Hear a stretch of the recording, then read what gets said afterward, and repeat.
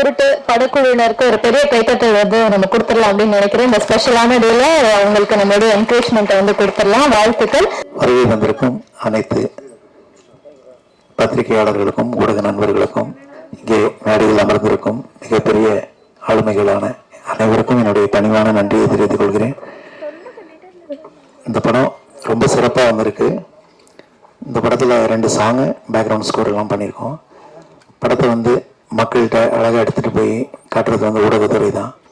இந்த படத்துக்கு மென்மேலும் படத்துக்கு விளம்பரம் கிடைச்சி இன்னும் இந்த படம் பெரிய ஹிட் அடிக்கணும்னு பகவானை வேண்டிக்கிறேன். நன்றி. அடுத்ததா வந்து பேச போறவங்க பாத்தீங்கன்னா, எத்தனை பொண்ணு மஸ்காரா வச்சாலும் நம்ம கண்ணு வந்து அவங்க மேலதான் போகும். ஆனா மஸ்காரா கேர்ள் அப்படின்ட்டு பேர் வாங்கியிருக்கக்கூடிய கிளாம் கேர்ள் நம்மளுடைய அஸ்மிதா அவர்களே பேசுமாறு என்பதை நினைக்கிறோம்.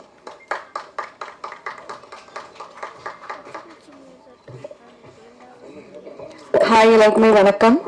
அண்ட் மீடியா பீப்புள் எல்லாருக்குமே வணக்கம். ஸோ ரொம்ப பியூட்டிஃபுல்லாக வந்திருக்கு. உருட்டு உருட்டு மூவி டைட்டிலே டிஃப்ரெண்ட்டாக இருக்கு. அந்த டைட்டிலுக்கு ஏற்ற மாதிரி தான் மூவியும் இருக்கு. ஸோ சூப்பராக வந்திருக்கு. நீங்கள் பார்த்துருக்கீங்க, எல்லாருக்குமே தெரியும்ல, நல்லா இருக்கு. So I enjoyed really. And producer sir ரொம்ப thank you so much. And director sir thank you. எனக்கு இந்த நான் எப்பவுமே சாங் தான் பண்ணியிருக்கேன், பட் இதில் வந்து ஒரு கேரக்டரோட சாங்கை ட்ராவல் பண்ணியிருக்கேன். ஸோ ரொம்ப பியூட்டிஃபுல்லாக வந்திருக்கு. அண்ட் என்னோட நடிச்ச கோஆர்டிஸ்ட் எல்லாருமே வந்து ஒரு மௌனம் சொல்லிக்காம எல்லாருமே ஒரு ஈகோ இல்லாமல் பண்ணியிருக்கோம். அதாவது இவ்வளோ அழகாக வந்திருக்கு அவுட்புட். ஸோ எல்லாருக்குமே தேங்க்யூ ஸோ மச். ஸோ தேட்டரில் போய் பாருங்க, மிஸ் பண்ணாமல். தேங்க்யூ. எஸ், 3 பேருமே மேடையில ஏற்றும் போது ஒன்னா வந்து ஏத்தணும், அதே மாதிரி ஒன்னா பேச வச்சு அழகு பார்க்கணும் அப்படின்னு ஆசைப்படுறோம். ஹேமா அவர்களை பேசுமாறு அன்புடன் நினைக்கிறோம்.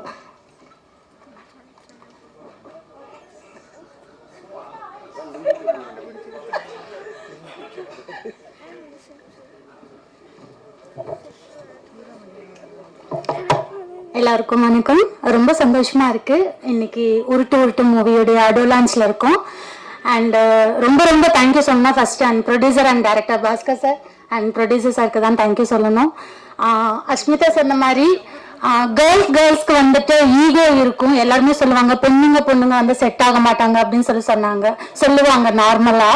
ஸோ நாங்கள் ஒரு 20 days ஒர்க் பண்ணியிருக்கோம். அப்படின்னா including heroine, welcome to Tamil industry, heroine and நாங்கள் கோஆர்டிஸ்ட் 3 பேரும், சுகிமா அண்ட் அஸ்மிதா, நான், ஹேர் ட்ரெஸ்ஸர் அக்கா, எல்லாருமே வந்துட்டு ரொம்ப ஃப்ரெண்ட்லியாக சிஸ்டர்ஸ் பாண்டிங் இருந்தது எங்களுக்கு இந்த மூவியில்.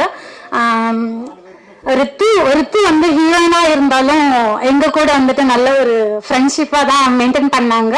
அந்த தமிழ் இண்டஸ்ட்ரியில் ஹீரோயினுக்கு வந்து வெல்கம் பண்ணுறேன், வெல்கம். அண்ட் இந்த சாங்ஸ் வந்து ரொம்ப சந்தோஷமா இருந்தது. ஒர்க் பண்ணும்போதும் சரி, இப்போ பார்க்கும்போதும் சரி, ரொம்ப சந்தோஷமா இருக்கு. அண்ட் தீனா மாஸ்டருக்கு நான் ரொம்ப ரொம்ப தேங்க்யூ சொல்லணும். Thank you so much master. And special thanks director sir and producer sir. கண்டிப்பா இந்த மூவி தியேட்டர்ல ரிலீஸ் ஆகும்போது ஃபேமிலியோட வந்து தியேட்டர்ல பார்த்து எங்களுக்கு சப்போர்ட் பண்ணோம். Thank you thank you.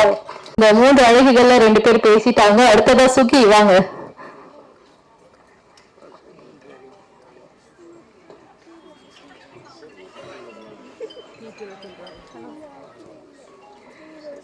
எல்லாருக்கும் வணக்கம். என் பேர் முழு பேரு சின்னாலப்பட்டி சுகி. திண்டுக்கல் பக்கத்துல இருக்கிற சின்னாலப்பட்டி கிராமத்துல இருந்து வந்திருக்கேன். நான் கிட்டத்தட்ட 15 வருஷமா இந்த இண்டஸ்ட்ரியில இருக்கேன். நிறைய வாய்ப்புகள் தேடிட்டு இருக்கேன். இடையில நான் சார் கூட டைரக்டர் கூட படம் பண்ணும்போது, வேற ஒரு படம் பண்ணும்போது சொன்னாரு, நான் படம் பண்ண உங்களை கூப்பிடுறேன்னு சொன்னாரு. ஆனா மனுஷா கோயில ட்ரெஸ்ஸை போட்டு என்னை ஆட விட்டாருங்க. ஆனா மாஸ்டர் ஒத்து வச்சாரு. வெஸ்டர்ன் காஸ்டியூம் எனக்கு காஸ்டியூம் செட் ஆகல. நான் எப்பயுமே சாரியில் தான் இருப்பேன். நீ ஆடுமா, ஏதோ உனக்கு வர்றதா பண்ணுமா அப்படின்னாரு. எனக்கு வாய்ப்பு கொடுத்த டைரக்டருக்கு, ப்ரொடியூசருக்கு ரொம்ப ரொம்ப நன்றி. என் கூட நடிச்சவங்க எல்லாருக்கும் நன்றி. ஜாம்பவங்களுக்கு ரொம்ப நன்றி. அடுத்ததா படத்துடைய பாடல்கள்லாம் பார்த்தோம். ஸோ நம்ம பார்த்த அந்த கானா சாங் நமக்காக எழுதியிருக்கக்கூடிய பெப்சி தாஸ் அவர்களை பேசுமாறு அன்புடன் அழைக்கிறோம்.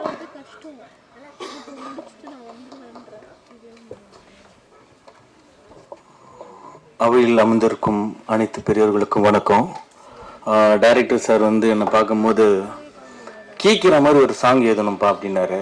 கீக்கிற மாதிரியா அப்படின்னு, இல்லை டாரா கீக்கிற மாதிரி அப்படின்னு. சார் இதே நல்லா இருக்கு, இதே வச்சுக்கலாம், டாரா கீழ்ச்சி விட்டா மனசு அப்படின்னு சொல்லிட்டு ஸ்டார்ட் பண்ணது தான் அந்த சாங்கு. ஸோ இந்த அளவுக்கு இவ்வளோ பிரம்மாண்டமாக வரும்னு நான் எதிர்பார்க்கல. 35 வருஷமாக நான் இந்த ஃபீல்டில் இருக்கேன். ஸோ இன்றைக்கி தான் எனக்கு பிறந்த நாள். ஸோ அந்த பாட்டு இப்போ பிறந்திருக்கு.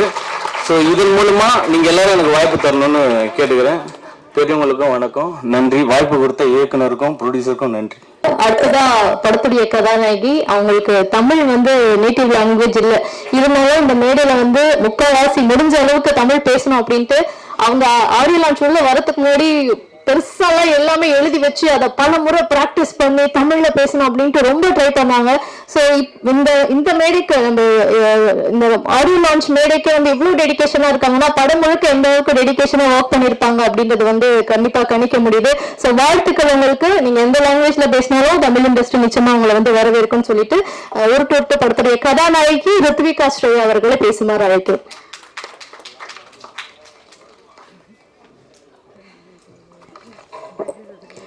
ஸோ அவங்க சொன்ன மாதிரி தான் தமிழ் வரும், ஆனால் கொஞ்சம் அங்கங்க தப்பு பண்ண மன்னிச்சுக்கோங்க.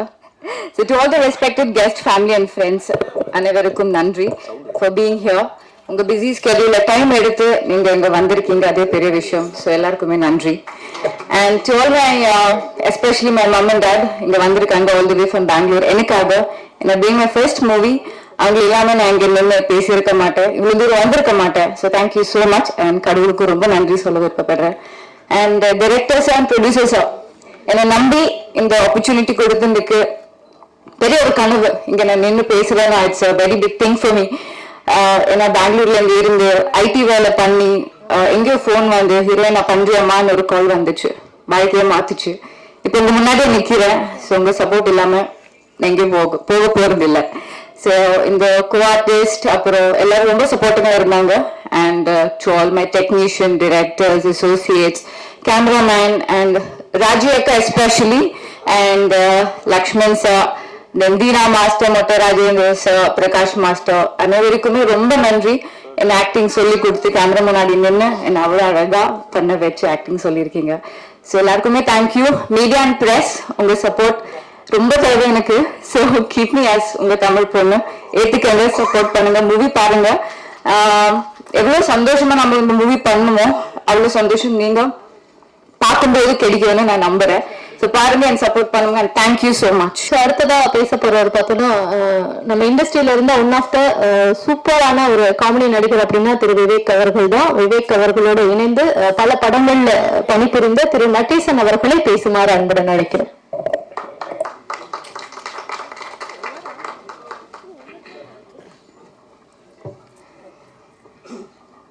ஜாம்பாவன்களுக்கும் நன்றி, டைரக்டர் சாருக்கு நன்றி, ப்ரொடியூசர் சாருக்கு நன்றி.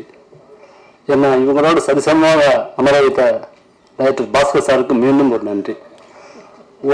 ஊடகம் மற்றும் அனைத்து நண்பர்களுக்கும், எங்கள் அண்ணன், எங்கள் ஊர் தலைவர் KPN மகேஷ் சார் அவர்களுக்கும் மற்றும் அனைவருக்கும் நன்றி தெரிவிச்சுக்கிறேன். இந்த படத்தில் நான் நடிக்கிறதுக்கு டைரக்டர் வந்து சொன்னார், அண்ணா நடேசன் நீங்கள் தான் நடிக்கணும் அப்படின்னாரு. ஏன் சார் நானே தான் நடிக்கணுமா? ஆமாம், அது வயசான கேரக்டர், நான் 40 வயசானவன் தானே அப்படின்னு. இல்லைண்ணா அது நீங்கள் நடிங்க, அதில் அந்த ஈவாளி பொண்ணு தான் உங்களுக்கு நீங்கள் லவ் பண்ணுற பொண்ணு. அந்த பொண்ணு என்னை டப்பிங் பேசும்போது தான் எனக்கு அந்த டைரக்டர் சொல்லி கொடுத்து வரல. உடனே அந்த பொண்ணுக்கு ஃபோன் அடிச்சு, ஏம்மா அது நான் சரியாக பேச மாட்டேங்கிறாருமா, கொஞ்சம் பேச வைமா அப்படின்னா. அந்த பொண்ணு ஹாய் டார்லிங், அம்மா என்னம்மா எங்கம்மா டார்லிங், சார் எதுக்கு சார் பேசுங்க சார் டாடி, பேசுங்க டாடி. அப்புறம் பேசுறேன் பத்யா பத்யா, எப்போ பேசுற பத்தியா, இப்போ பேசுற பத்தியா அப்படின்னா டைரக்டர். ஆனால் நல்ல நல்ல நல்ல கேரக்டர் கொடுத்துருக்காரு. மிக்க நன்றி, மிக்க நன்றி. வணக்கம். லெஜெண்டரி ஆக்டர் திரு நாகேஷ் சார் அவர்களுடைய குடும்பத்துல இருந்து வந்திருந்தாலும் ரொம்ப பணிவா, ரொம்ப சாமிங்கா அந்த ஆக்டிவ் அவர் அப்படியே உள்ள நடந்து வரும்போதுல இருந்து இந்த மேடைக்கு ஏறுற வரைக்குமே அவர் அப்சர்வ் பண்ண வரைக்கும் பாத்தீங்கன்னா அவருடைய ஆக்டிவிட்டியை பார்த்தே வந்து சொல்லிடலாம் சாருடைய பேரன் தான் அப்படின்ட்டு. பட் அதெல்லாம் தாண்டி நடிப்புல நிச்சயமா தனக்குன்னு ஒரு தனி எடுத்து மிகப்பெரிய உயரத்துக்கு போவாரு அப்படின்ட்டு வாழ்த்தி படத்துடைய கதாநாயகன் கஜேஷ் நாகேஷ் அவர்களை பேசுமாறு அன்புடன் அழைக்கிறோம். எல்லாருக்கும் வணக்கம். தேங்க்யூ ஃபார் த ப்ரெஸ், உங்கள் சப்போர்ட் இந்த ப்ராஜெக்ட் அண்ட் டீமுக்கு வந்துட்டு நீங்கள் வந்திருக்கீங்க, ரொம்ப thank you. And thank you all family and friends. And more importantly legends, thank you அப்பா and thank you family for coming here and blessing this function and show. And என் கூட நடித்தவங்க எல்லாம் அவ்வளோ க்யூட்டாக பண்ணியிருக்காங்க, அதுக்கு ஒரு மிகப்பெரிய தேங்க்ஸ் சொல்லணும். ஸோ நம்ம ஆக்சுவலாக வந்துட்டு கொஞ்சம் அங்கங்கே பார்த்தீங்கன்னா கொஞ்சம் சின்ன கஷ்டத்தில் தான் ஆரம்பிச்சது இந்த ஒரு சின்ன ப்ராஜெக்ட். நம்ம ஜெய் அண்ணன் வந்துட்டு ப்ரொடியூசர் சார், அவர் வந்துட்டு நடுவில் கொஞ்சம் அழகாக கம்ப்ளீஷன் பண்ணி இன்னும் சூப்பராக மக்களுக்கு கொண்டு போய் சேர்க்கலாம் பாதை அப்படின்னு பண்ணியிருக்காரு. ஸோ மியூசிக் டைரக்டர் வந்துட்டு அவ்வளோ அழகாக அந்த சாங்ஸ் பண்ணியிருக்காங்க. ஸோ அந்த சாங்ஸை இன்னும் கொஞ்சம் டிஃப்ரெண்ட்டாக ஒரு கானா பாட்டை எப்படி ஒரு டிஃப்ரெண்ட் ஸ்டைலில் வந்துட்டு கொண்டு வரலாம் அப்படின்னு சொல்லிட்டு தீனா டான்ஸ் மாஸ்டர் பண்ணியிருக்காங்க. ஸோ மொத்தம் டீமுக்கு I thank you all so much and thank you for your support, your blessings. And கண்டிப்பாக இன்னும் மேலும் மேலும் நம்மலாம் இன்னும் வளரத்துக்கு உங்கள் பிளெஸிங்ஸ் கண்டிப்பாக தேவை. தேங்க்யூ. ஒரு ஹீரோவா படத்துல பல படங்கள்ல நடிச்சதுக்காகவும் ஒரு டான்சராகவும் பல மேடைகளை வந்து சார் ஏறியிருப்பாரு, பேசியிருப்பாரு. பட் இன்னைக்கு இந்த மேடை நிச்சயமா அவருக்கு வந்து ரொம்ப எமோஷனலான ஒரு மேடையாகவும் டச்சிங்கான மேடையாகவும் இருக்கும் அப்படின்னு நினைக்கிறேன். ஒரு அப்பாவா இந்த படத்துடைய ஆடியோ லான்ச்ல வந்து கலந்திருக்கக்கூடிய நடிகர் திரு ஆனந்த் பாபு சார் அவர்களை பேசுமாறு அன்புடன் நடிக்கிறேன்.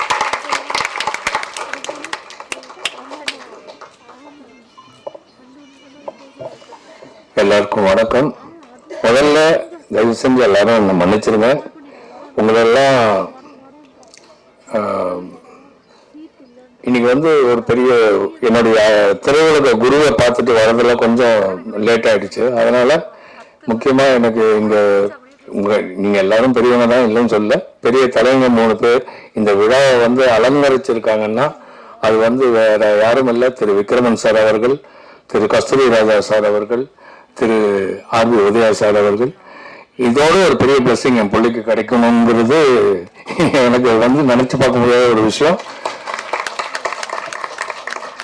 இது எங்க அப்பா செஞ்ச புண்ணியம். நாகேஷையாவுக்காக வந்து இந்த ஒரு அமைப்பு இங்க அமைஞ்சிருக்கிறது. அது மட்டும் இல்ல, இந்த விழா நல்லபடியா களை கட்டிட்டு இருக்குங்கிறது என் கண்ணு முன்னாடியே தெரியுது. ஸோ தாமதிச்சு வந்ததுக்கு என்னை மன்னிச்சிருங்க. இந்த உருட்டு படம் வந்து டைரக்டர் பாஸ்கர் பண்ணியிருக்காரு, என்னுடைய பையன் பண்ணியிருக்கான். தயவு செஞ்சு என்னை எப்படி ஒரு இந்த ப்ரெஸ் எல்லாம் நீங்க வந்து தாங்கினீங்களோ அதே மாதிரி என் பையனையும் தாங்கி இந்த திரையுலகில் அவனையும் ஒரு நட்சத்திரமாக்க வேண்டியது உங்க பொறுப்பு. நன்றி, வணக்கம். வந்து பேசக்கூடியவருடைய படங்கள் பாத்தீங்கன்னா அப்படியே கிராமத்து மண்வாசம் வந்து வீசும். அவர் படத்துல வந்த பாடல்கள் வந்து பட்டி தொட்டி எல்லாம் வந்து ஒழிச்சிட்டு தான் இருக்கு இன்னமும் கூட. சார் படத்துல வந்த பாடல்கள் அப்படி, சார் எழுதின பாடல்கள் பாத்தீங்கன்னா இன்னுமே ட்ரெண்டிங்ல தான் இருக்கு. ரீல்ஸ்ல எல்லாம் நம்ம வந்து அதை பார்த்துட்டு இருக்கோம். நிறைய பேர் நம்ம ரீலும் எடுத்து போட்டிருப்போம். அதுலயே இன்னொரு குறிப்பா பாத்தீங்கன்னா இந்த காலகட்டத்துல இருக்கிற படங்களுடைய ஃபைட் சீக்வன்ஸ்க்கு சார் எழுதின பாட்டை வந்து பயன்படுத்துறாங்கன்னா அதுதான் சார், அதுதான் அவருடைய படைப்பு அப்படின்னு தான் சொல்லுவோம். இயக்குனர் பாடலாசிரியர் திரு கஸ்தூரி ராஜா அவர்களை பேசுமாறு அன்புடன் அழைக்கிறோம்.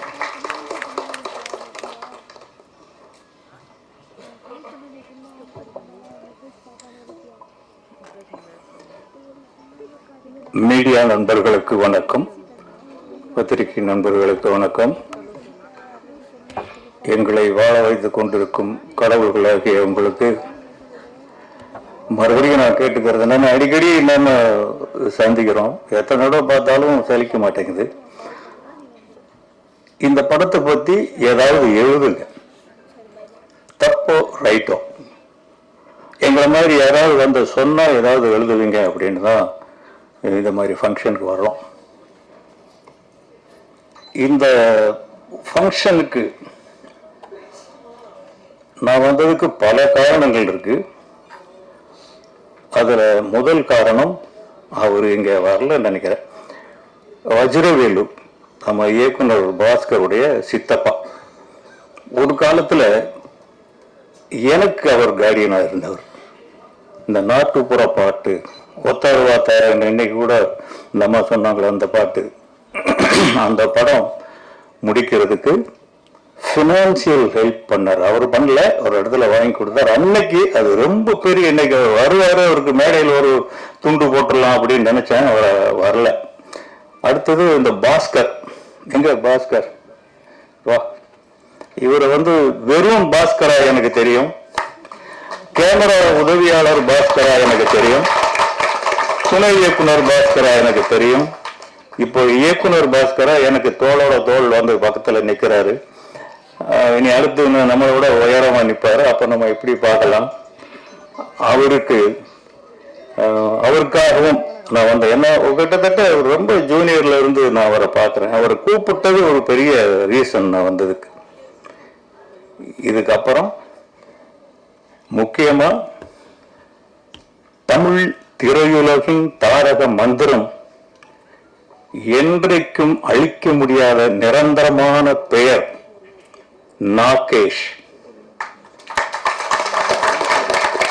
அவர் இல்லைன்னா ஆனந்த் பாபு என்னை கூப்பிட்டார். அவரே எனக்கு நெருங்கின பழக்கம் தான். நம்ம டிஃபென்ஸ் காலனியில் இருக்கும்போது அடிக்கடி சந்திச்சிருக்கோம். அவங்க வீட்டுக்கு வந்திருக்காங்க, நாங்கள் அவங்க வீட்டுக்கு போயிருக்கோம். நாகேஷ் சார் என்னுடைய படத்தில் நடிச்சிருக்கார். என்னுடைய படத்துலன்னா நான் டைரக்ட் பண்ணல, செல்வராகவன் பண்ண காதல் கொண்டேன் அதில் நடிச்சிருக்காரு. நாகேஷ் சாரை பற்றி பேசாமல் எந்த ஒரு சினிமா மீடியாவும் தப்பிக்க முடியாது. அவ்வளவு நிரந்தரமான அவரை பற்றி சொல்லணும்னா பாலச்சந்தர்ல இருந்து ஆரம்பிக்கணும். பாலச்சந்தருடைய நாடக வாழ்க்கை அவருடைய சின்ன வயசுல இருந்து 7, 8 வயசு, 10 வயசு, 12 வயசுல இருந்து கிராமத்துல ஆரம்பிச்சிருச்சு. அவர் சென்னைக்கு வந்து AGS அலுவலகத்துல வேலை பார்க்கிறாரு. அப்பவும் நாடகம் தான். அவருக்கு எதுக்கு நாடகம் பண்றாரு அப்படின்னா, நான் ஒரு நூலில் படித்தேன். அதை இப்போ எல்லா சினிமாக்காரங்களுக்கும் இருக்கிற ஆசை தான். சினிமா கலைஞர்களுக்கு பணம் மட்டுமே நோக்கம் அல்ல, பணம் வேணும். பட் ஏதோ ஒரு மாயை நமக்குள்ள புகுந்து, நம்ம எல்லாருக்குள்ளையும் தான் சொல்றேன், பைத்தியம் முடிச்சு ஆட வைக்கும். அந்த மாதிரி பாலச்சந்தருக்கு நம்ம தெருவில் போனா, நம்ம ஸ்கூலுக்குள்ள போனா, காலேஜுக்குள்ள போனா எல்லாரும் நம்மளை பார்க்கணும். டேய் அவன் போறான்டா, அவன் போறான்டா, பாலு போறான்டான்னு சொல்லணும். இப்படிங்கிற ஒரு மாயைக்காக அவர் நாடகம் போட்டிருக்காரு. இப்ப AGS ஆபீஸ்ல போடும்போது இவர் ரொம்ப பிரபலம் ஆயிட்டார். இப்போ நாகேஷுக்கு பாலச்சந்தருடைய நாடகத்தில் நடிக்கணும். அவ்வளவு பெரிய ஆக்டர் பாலச்சந்தரை தேடி அங்க வராரு. ஒரு நாள் இல்ல, டெய்லி 10 மணிக்கு வந்துடுறது. இதனால பாலச்சந்தருக்கு புகழ் ஏறுது. ஆபீஸ்ல யாரும் ஒர்க் பண்ண முடிகிறது இல்லை. இப்படி இருந்து நாகேஷுக்காக ஒரு நாடகம் எழுதி, அது என்ன நாடகம், அது நீர்க்குமிழி இல்ல, நீர்க்குமிழி இல்ல, சர்வர் சுந்தரம் எழுதி சொல்லிட்டாரு, டே எழுதிட்டேன்டா வான்னு சொல்லி அவங்க 2 பேர் வாடா போடன்னு பேசிக்குவாங்க போல இருக்கு. எழுதி டிராமா கொடுத்து படிச்சுட்டாரு. இவர் பாலச்சந்தர் ஸ்டேஜுக்கு வந்துட்டாரு. நாகேஷ் வரல. இவருக்கு பயம். என்ன சினிமான்னு பரவாயில்ல, கொஞ்ச நேரம் பொறுத்து ஆரம்பிக்கலாம். அப்ப நம்ம ஆரம்பிச்ச மாதிரி 7 மணிக்குன்னு சொல்லிட்டு 7:45 கூட நம்ம ஆரம்பிச்சுக்கலாம். நாடகத்தை அப்படி ஆரம்பிக்க முடியாது. தயவு செஞ்சு அதை மாத்துங்க கொஞ்சம். ஏன்னா இங்க உட்கார்ந்துருக்கிற எல்லாருக்குமே நிறைய கம்ப்ளைண்ட்ஸ் இருக்கு, பிசிக்கல் கம்ப்ளைண்ட்ஸ். அதுக்கு தகுந்த மாதிரி நீங்க 7 மணின்னா 7 மணிக்கு ஆரம்பிச்சு 8:30, 9 விட்டுட்டீங்கன்னாக்கா நாங்க மெடிசன்ஸ் எடுத்துக்கணும், போகணும். இதெல்லாம் கொஞ்சம் எல்லாருமே மைண்ட்ல வச்சுக்கணும். இப்போ வந்து பாலச்சந்தருக்கு வேர்த்து போட்டு மணி அடிக்கிறது அவர் தான் அடிக்கணும். இப்போ நாகேஷ் இன்னும் வரல. எப்படி மணி அடிக்கிறது? ஆடியன்ஸ் எல்லாம் எதிர்பார்த்துட்டு இருக்காங்க. எப்பவுமே பாலச்சந்தருடைய டிராமா, எல்லா டிராமாவுமே ஹவுஸ்ஃபுல் தான், எல்லாமே பாப்புலர் தான். இப்போ நாகேஷ் வரலன்னா வேற வழி இல்லாம 1 மணி அடிக்கிறார். அடிச்சோன்னா ஒரு பறக்க பறக்க பறக்க ஓடி வந்து கட்டி பிடிச்சுக்கிறார். பாலு போச்சுடா. என்னடா போச்சுடா? நீ ஃபுல் ஸ்கிரிப்ட் கொடுத்தியா? அதுல முதல் வார்த்தை தான் ஞாபகம் இருக்கு, வேற எதுவுமே ஞாபகம் இல்லைங்கிறார். இது என்னடா இது? இவருக்கு இப்ப 2வது மணி 3வது மணி அடிச்சாச்சு. இவர் உடனே பிடிச்சி ஸ்டேஜ்ல தள்ளி விடாரு, போய் அந்த ஒரு வார்த்தையை சொல்லிட்டு வா அப்படின்ட்டு. இங்கே நெஞ்ச பிடிச்சி நிக்கிறாரு. பார்த்தாக்க முழு ஸ்கிரிப்டையும் ஒரு வார்த்தை கூட பேசாமல் அப்படியே பேசி நடிச்சு அப்ளாஸ் வாங்கிட்டு போயிட்டாரு நாகேஷ்.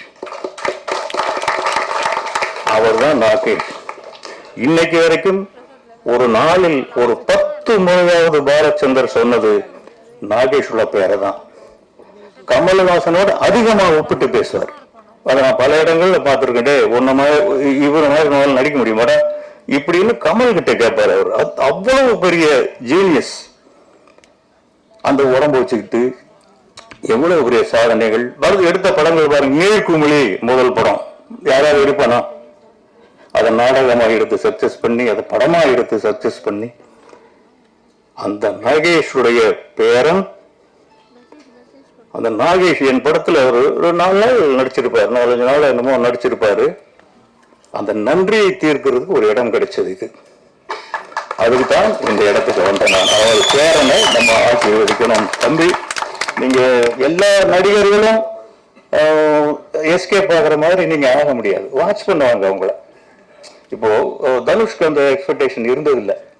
நான் டைரக்டர் தான், ஒருத்தன் புதுசா வரான், பட் உங்களுக்கு அப்படி இல்லை. கம்பேர் பண்ணுவாங்க. ஆனந்த் பாபு அவருடைய பையன், அதை நீங்க ப்ராக்டிஸ் பண்ணி நீங்க வரணுங்கிறது என்னுடைய சின்ன சஜஷன், நாட் அட்வைஸ்.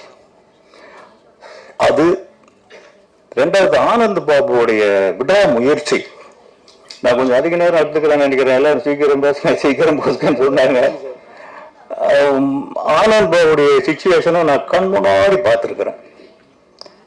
ஏன்னா தனுஷ் இன்ட்ரோடியூஸ் பண்றதுக்கு நான் வேற அலுவலகங்களுக்கு போக வேண்டிய சூழ்நிலை. நானே தயாரிப்பாளராக இருந்தேன், நானே டைரக்டராக இருந்தேன். அதனால நம்மளே எடுத்துருவோம் அப்படின்னு ஏதோ பை ஃப்ளோக் அதை கொண்டு வந்தோம். ஆனா அவரு அந்த பையனை கூட்டிக்கிட்டு கடத்தருவில் மிட்டாய் வாங்கல அந்த மாதிரி கூட்டி ஒவ்வொரு அலுவலகத்துக்கும் போனார். என்னுடைய அலுவலகத்துக்கும் வந்திருக்காரு, என் பையன்களுடைய அலுவலகத்துக்கும் போயிருக்காரு. இல்ல என் பாபு போயிருக்காரு. அந்த தந்தையுடைய வலிக்கு நீங்க தான் நிவாரணம் கொடுக்கணும். அதுக்காகவாவது இந்த படம் சக்சஸ் ஆகணும். உருட்டு வச்சிருக்காங்க டைட்டிலே. உருட்டு புரண்டு வர்றதுதான் சினிமா. இது உருட்டு பெரட்டி சினிமா போல இருக்கு. இந்த தயாரிப்பாளருக்கு என்னுடைய வாழ்த்துக்கள், எல்லா டெக்னீஷியனுக்கும் என்னுடைய வாழ்த்துக்கள். எல்லாரும் ஜெயிக்கணும். சினிமாவில் வெற்றி மட்டும்தான் நிரந்தரம், மற்றதெல்லாம் நம்மளை நிலைச்சு நிற்க விடாது. எங்கேயாவது ஒரு இடத்துல வெற்றி நம்ம கூட ஒட்டிக்கிட்டே இருக்கணும். எல்லாருக்குமே என்னுடைய வாழ்த்துக்கள். எல்லா டெக்னீஷியர்களும் நல்லா பண்ணியிருக்கீங்க. மறுபடியும் பத்திரிகையாளர்கள் தான், தயவு செஞ்சு இந்த படத்தை பத்தி எழுதுங்க. நீங்க நல்லா எழுதுங்க, நான் சொல்ல வரல. தப்பா எழுதுனாதான் சீக்கிரம் படிப்பானுங்க விரும்பி. அப்படி கூட எழுதுங்க, அதுக்காக தான் வந்திருக்கோம். நீங்க தயவு செஞ்சு எழுதுங்க. நன்றி, வணக்கம். யாருக்கு பிள்ளைங்க நல்லா இருப்பாங்கன்னா, தான் நியாயமா நேர்மையா ஒரு தொழில சாதிச்சு அடுத்தவங்களுக்கு உதவி பண்ணி தன் பிள்ளைகளை தன் கஷ்டத்தை உணர வைத்து யார் வளர்க்கிறானோ அவன் குழந்தைங்க தான் சிறப்பா இருக்கு. அது சினிமாவிலும் சரி வெளியிலையும் சரி. ஆக கஷ்டத்தை உணர்ந்த பிள்ளை திரு ஆனந்த் பாபு அவர்களுடைய புதல்வர்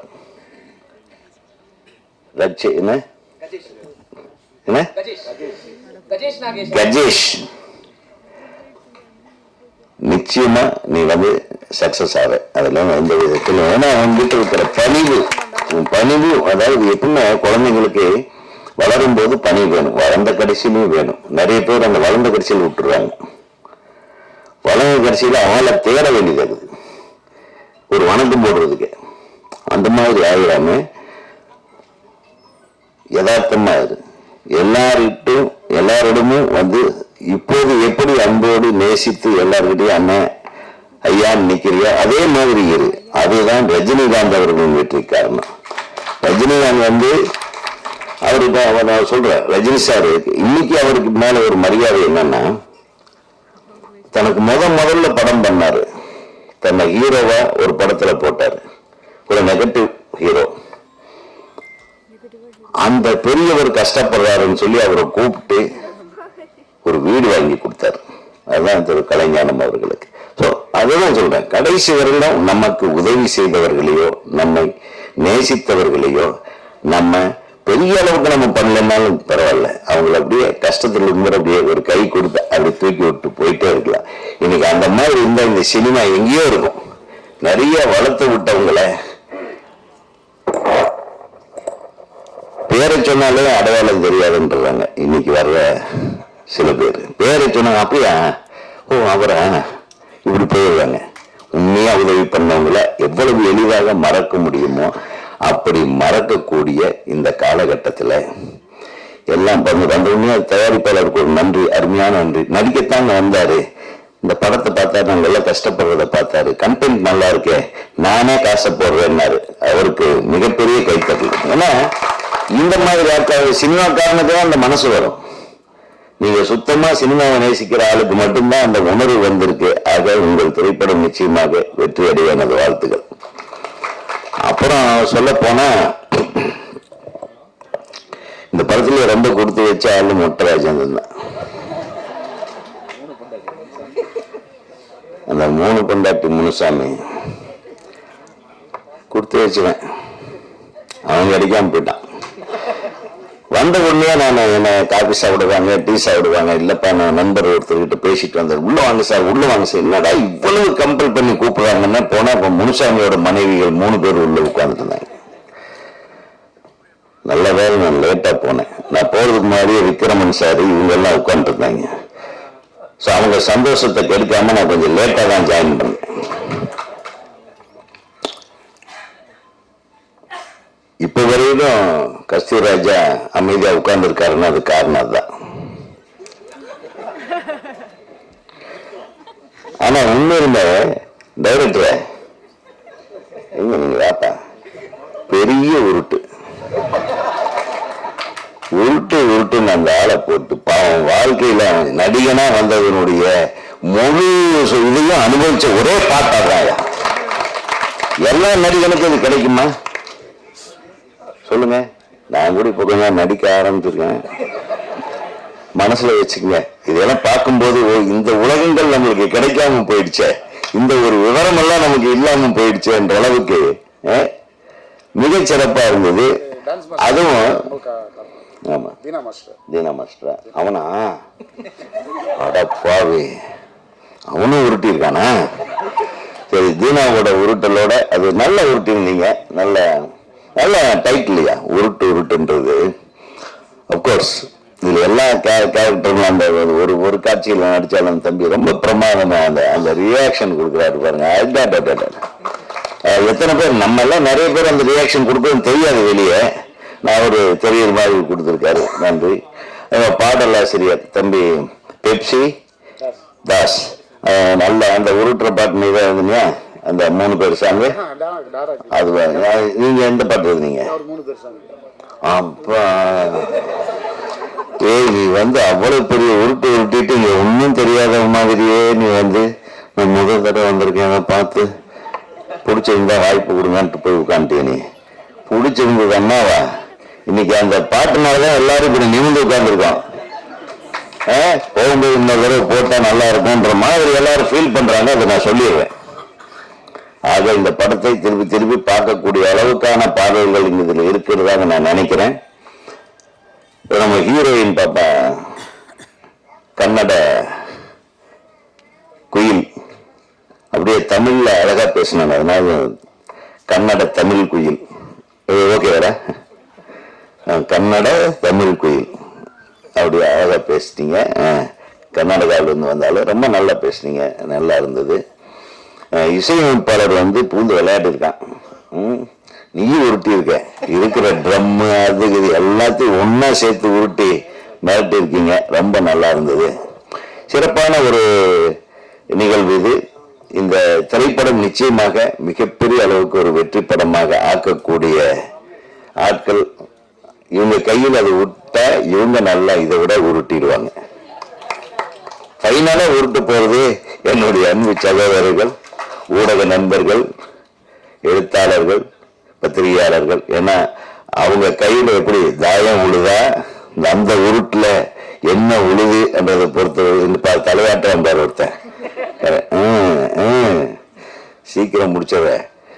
அடுத்தது என்னுடைய தம்பி இந்த படத்துக்கு வர சொல்லி என்ன ரொம்ப கம்பல் பண்ணி கூப்பிட்டு வந்தது நம்பிதான். எங்களுடைய இயக்குனர் சங்கத்தோட செயற்குழு உறுப்பினர். அவர் தான் எப்பவுமே இயக்குனர் சங்கத்தில் அதிகபட்ச வாக்குகள் வித்தியாசத்தில் ஜெயிப்பாரு. எல்லாத்துக்கும் உதவி செய்யணும்னு நினைக்கிற ஒரு மனப்பாங்கு கொண்டவர். அவருக்கு எனது மனமார்ந்த நன்றி. இப்போ நம்மள எல்லாம் அழகாவும் ஒவ்வொருத்தர் பேருக்கு முன்னாடி அழகா பேசி எங்களை அழைத்து பேச வைத்த வர்ணனையாளர், உங்க பேர் எனக்கு தெரியலம்மா, சுமையா அவர்களுக்கு என்னுடைய சிம்மையாவா சிம்ரனா சுமையா அவர்களுக்கு அது சுமையான பேரா இருக்க சுமையா. சரி, சுமையா அவர்களுக்கு எனது மனமார்ந்த நன்றியை தெரிவித்துக் கொண்டு இந்த திரைப்படத்தில் பணிபுரிந்த அனைத்து தொழில்நுட்ப கலைஞர்களுக்கும், அனைத்து உதவி இயக்குநர்கள், இணை துணை இயக்குநர்கள் மற்றும் ஒளிப்பதிவாளர்கள், இணை ஒளிப்பதிவாளர்கள் மற்றும் அனைத்து தொழில்நுட்ப கலைஞர்களுக்கும் தமிழ்நாடு திரைப்பட இயக்குநர்கள் சங்கத்தின் சார்பாக எனது வாழ்த்துக்களை தெரிவித்து படம் மிகப்பெரிய வெற்றி படமாக அமையும் என்று கூறி நன்றி கூறி விடைபெறுகிறேன். நன்றி, வணக்கம். நன்றி சார். அடுத்ததா இந்த நூற்றாண்டுடைய முதல் சூப்பர் ஹிட் வெற்றி படத்தை கொடுத்த டைரக்டர் தான் வந்து பேச போறாரு. என்ன அப்படின்றத நீங்க கெஸ் பண்ணிருப்பீங்க. எஸ், வானத்தை போல. வெற்றியில வந்து 3 நாளுக்கு அப்புறம் 1 வாரத்துக்கு அப்புறம் கொண்டாடுற வெற்றி இல்ல, 1 வருடம் படம் வந்து வெற்றிகரமா ஓடி கொண்டாடின வெற்றிகள் வந்து சந்திச்ச ஒரு இயக்குனர் சார். அதே மாதிரி இப்ப நம்ம வந்து அதிகமா சொல்றோம்ல, அரசியல் வந்து யங்ஸ்டர்ஸ் எல்லாம் வந்தா நல்லா இருக்கும் அப்படின்ட்டு. சார் வந்து அந்த டைம்ல படம் பண்ணும்போது ஒரு சூப்பரான ஓடின ஒரு படம் வந்து புது வசந்தம், செம்ம ஹிட். அப்படி ஒரு படத்தை கொடுத்துட்டு அதுக்கப்புறமா அவர் வந்து ஒரு புதிய முயற்சியா வந்து புதிய மன்னர்கள் அப்படின்ற அந்த படத்தை வந்து எடுத்தவர். ஸோ அப்பவே பல புரட்சிகள் வந்து சார் பண்ணியிருக்காரு அப்படின்னு தான் சொல்லுவோம். ஸோ இன்னைக்கு வந்து கெஸ்டா வந்து படத்தை வாழ்த்துறதுக்காக வந்திருக்கக்கூடிய இயக்குனர் விக்ரமன் சார் அவர்களை பேசுமாறு அன்புடன் அழைக்கிறோம்.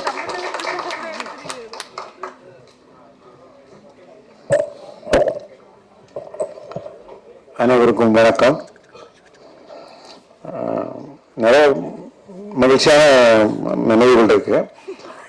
சேரனுடைய ஞாபகம் வருது மாதிரி நான் வந்து நாகேஷ் சாரோடையும் ஒர்க் பண்ணியிருக்கேன், ஆனந்த் பாபு கூட 2 படம் ஒர்க் பண்ணியிருக்கேன். 2 பேருமே நான் வந்து நாகேஷ் சாரை பற்றி முதல்ல நான் ஆனந்த் பாபு பற்றி சொல்றேன். ஆனந்த் பாபு என் படம் புது வசந்தம் படத்தில் நடிச்சாரு. அந்த படத்துல உள்ள டான்ஸ் மூமெண்ட், போடு தாளம் போடு பாட்டு, அப்புறம் வந்து ஆடலுடன் பாடலை கேட்டு எம்ஜிஆருடைய சாங் வந்து நான் ரீமிக்ஸ் பண்ணியிருந்தேன். மனோவும் சுசீலாமாவையும் பாட வச்சு ஒரு 1 நிமிஷத்துக்கு பண்ணியிருந்தேன். அதெல்லாம் ஆனந்த் பாபு தான் டான்ஸ் ஆடுவார். அவர் இன்னும் கொரியோகிராஃபர்லாம் வச்சுக்கிறது இல்லை. ஆனந்த் பாபுக்கு கேசட் கொடுத்துட்டா அவர் அது வீட்டில் போட்டு பார்த்து அவர் டான்ஸ் எப்படி ஆடுவாரோ அதுக்கு தகுந்த மாதிரி நான் ஷார்ட் வைப்பேன். அதே மாதிரி தான் நான் பேச நினைப்பலாமே. நான் 4 பாட்டு ஆனந்த் பாபு இருந்தாலும் எனக்கு டான்ஸ் மாஸ்டரே தேவையில்லை. ஏன்னா அவரே இதெல்லாம் கம்போஸ் பண்ணுவார். அது மாதிரி பிரபு ஆனந்த் பாபு வச்சு அதை எடுத்துட்டேன். புது வசந்தம் படத்தில் அந்த டான்ஸ் மூமெண்ட் தான் ட்ரெய்லரில் ஃபர்ஸ்ட் ஷாட்டாகவே போட்டிருந்தேன். அதெல்லாம் அந்த படத்தினுடைய ஓப்பனிங் மிகப்பெரிய ஒரு ஓப்பனிங் கிடைச்சிது. அதுக்கு காரணம் வந்து பாபுடைய டான்ஸ் மூமெண்ட்டு. அப்புறம் வந்து அவருடைய ஒரு பெர்ஃபார்மராகவும் நான் அதை காமிச்சிருந்தேன். நான் பேச நினைப்பேன் ஒரு ரொம்ப நல்லா பெர்ஃபார்ம் பண்ணியிருப்பாரு. அது பிஎன்சில எல்லாம் பெரிய ஹிட்டு. ஒரு 2 சம்பவம் சொல்ல விரும்புகிறேன். நான் பேச நினைப்பலாம்ல வந்து ஒரு சீன் எடுத்திருப்பேன். அது படத்தில் கிடையாது. அதாவது ஆனந்த் பாபு வந்து மோகினி, ஆனந்த் பாபு 2 பேரும் நம்ம ஃப்ரெண்ட்ஸாக இருப்பாங்க. மோகினி இப்போ பெரிய ஆளாயிருவாங்க, ஒரு பெரிய கலெக்டர் ஆயிடுவாங்க. ஆனால் ஆனந்த் பாபுக்கு எந்த வாய்ப்புமே இல்லாமல் ரொம்ப சாதாரணமாக இருப்பாரு. அப்போ அவர் குடிச்சிட்டு அவரும் விவேகம் அது மோகினி என்ன செய்வாங்கன்னா, கலெக்டர் ஆன பிறகு ஆனந்த் பாபுவை கண்டுக்க மாட்டாங்க, அவரை பார்க்காமலே போயிடுவாங்க. ஆனந்த் பாபு ரொம்ப வெக்ஸ் ஆகி குடிச்சிட்டு அவர் விவேக்கிட்ட பேசிட்டே வருவார். ரொம்ப லெங்க் ஷார்ட்டு டைலாக்லாம் பேசிட்டு வந்து ஒரு சுரம் சொல்லுவார். அந்த படத்தில் வந்து ஒரு பாடகர் அவர் வந்து ஒரு சுரம் சொல்லுவார். சாசா சாசா சாசா ரீக ரீகன்னு சொல்லி லெங்க் சுரம். அது வந்து ஒரே ஷார்ட்டு ஆனந்த் பாபு பேசி அசத்திட்டார். நான் அதை ஷூட் பண்ணிட்டேன். ஆனால் ஃபுட்டேஜ் இல்லை. நான் என்ன பண்ணிட்டேன், எடுத்துட்டேன். ஆனந்த் பாபு ஃபர்ஸ்ட் காப்பி பார்த்துட்டு என் வீட்டுக்கு வந்து, சார் இப்படியா அந்த சீன் வாங்கி சார், சீன் வாங்கி சார்னு ரொம்ப இதாரு. பட் எனக்கு ஃபுட்டேஜ் ப்ராப்ளம், சாரி பாபு. அப்போல்லாம் என்னன்னா 13,500 மேலே சின்ன படங்கள் ஃபுட்டேஜ் இருந்ததுன்னா அதுக்கு டேக்ஸு. அதனால அந்த 13,500 ஃபுட்டேஜை கொண்டு வரணுன்றதுக்காக அதை அந்த சீனை நான் எடுத்துட்டேன். ஆனந்த் பாபுக்கு ஞாபகம் இருக்காதுன்னு நான் நினைக்கிறேன். ஞாபகம் இருக்கா? தேங்க்யூ.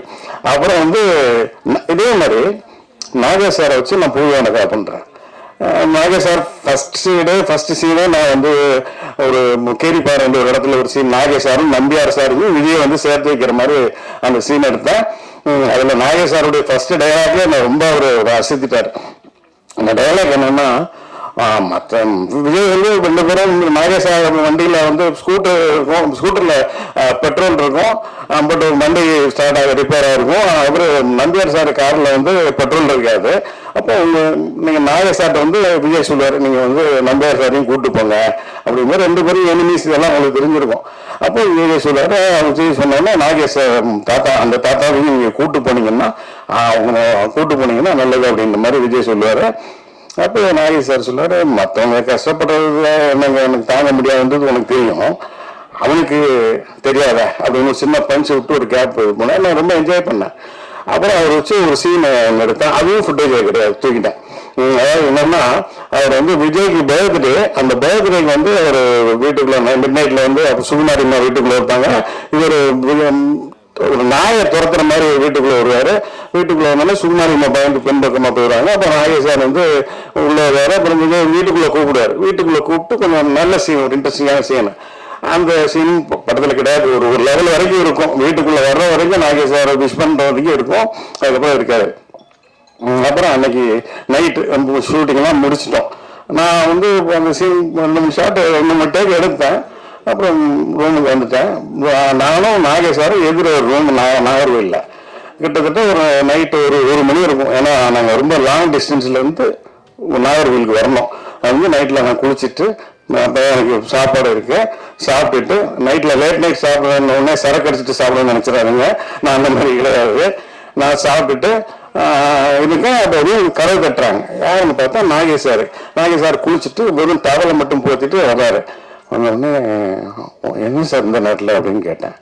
ஒன்றும் இல்லைம்மா, இன்னைக்கு நான் நடிச்சது உனக்கு ஏதோ பிடிக்கலன்னு நான் நினைக்கிறேன்.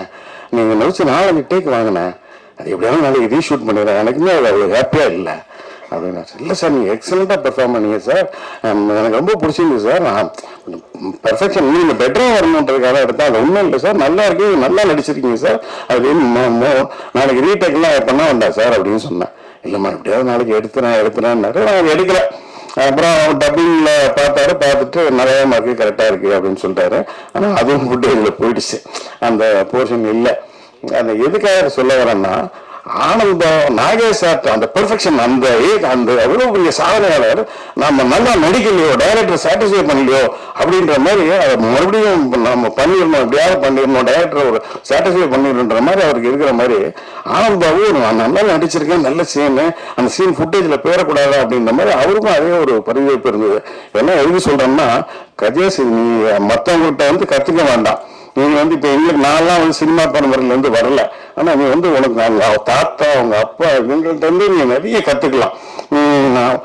எனக்கு இந்த படம் பார்க்கும்போது அந்த ஒரு சொன்ன மாதிரி ஆரோக்கியகுமார் சொன்ன மாதிரி அந்த கோவிரா சாங் ரொம்ப பிடிச்சிருந்தது. கஜேஷ் இன்னும் கூட நல்ல டான்ஸ்ல கொஞ்சம் பயன்படுத்தி இருக்கலாமோன்னு எனக்கு தோணுச்சு. ஏன்னா நாகேஷ் சார் பெஸ்ட் டான்ஸர், நல்ல பர்ஃபார்ம் பண்ணாரு. ஆனந்த் பாபு அது மாதிரி எல்லாருக்குமே தெரியும், பாடுமான அப்படின்னா அவருடைய டான்ஸ்க்காகவே ஓடிச்சு. அது மாதிரி கஜேஷ் இன்னும் கூட டான்ஸ் கொஞ்சம் பயன்படுத்திருக்கலாம்னு தோணுச்சு. பட் அவர் நல்லா தான் ஆடிக்கிறார். அவருக்காக இன்னும் கொஞ்சம் பெட்டரான ஒரு சாங் பண்ணிருக்கலாமோ அப்படின்னு தோணுச்சு. மியூசிக் ரைட்டர் ரொம்ப நல்லா பண்ணிருக்காரு, கோச்சிக்காதீங்க. நான் வந்து 2 சாங்குமே ரொம்ப நல்லா இருந்தது, நான் பார்த்த 2 சாங்குமே ரொம்ப நல்லா இருந்தது. அப்புறம் அந்த ஹீரோயின், நான் வந்து அவங்க கன்னடம், கிட்டத்தட்ட மெட்ராஸ் வந்து 42-43 வருஷம் ஆச்சுன்னு நினைக்கிறேன். இப்போ வந்து கிட்டத்தட்ட ஒரு 30-35 வருஷமா யாரும் தாவணி போட்டு நாங்கள் பார்த்ததே இல்லை, எல்லாம் ஊரில் தான் பார்த்துருக்கேன். ஆனால் அவங்க வந்து இந்த ஹீரோயின் வந்து ஒரு கன்னடத்து பைங்கிலி சரகுக்கு அப்புறம் அவங்க வந்து இந்த மாதிரி தாவணியோட வர்றது பார்க்கும்போது கொஞ்சம் மனசுக்கு நிறையா இருக்குது. நம்ம கலாச்சாரம் இன்னும் காப்பாற்றப்பட்டு இருக்கு அப்படின்ற மாதிரி இருக்கு. இன்னும் சொல்லிக்கிறேன், உதயகுமார் சாருக்காக சொல்லிக்கிறேன். நான் வந்து ஒரு வாரத்துக்கு முன்னாடி வந்து அந்த 3 வீரன்ஸ் அந்த லேடிஸ் வரைக்கும் நாங்கள் வந்து ரொம்ப ஹாப்பியாக இருந்தோம் அப்படின்னாரு. நான் அப்படிலாம் கிடையாதுன்னா ரொம்ப நல்லதான், உங்களை மாதிரி இல்லை.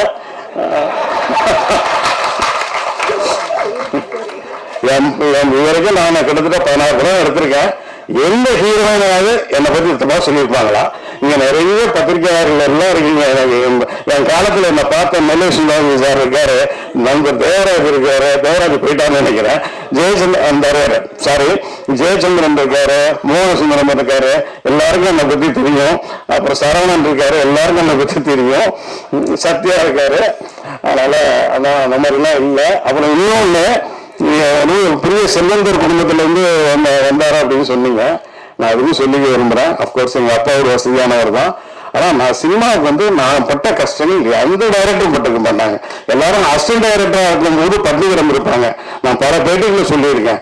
நான் என்னுடைய முதல் படம் ஒரு சில்வர் ஜூப்ளி கொடுத்துட்டு என்னுடைய 2வது படம் பெரும்புலி ஃபெயிலியருக்கு அப்புறம் நான் பேச நினைப்பேன், நம்ம பாபு தான் ஹீரோ. இல்லை நாங்கள் எவ்வளவு ஸ்ட்ரகிள் பண்ணோம்னு அவருக்கு தெரியும்.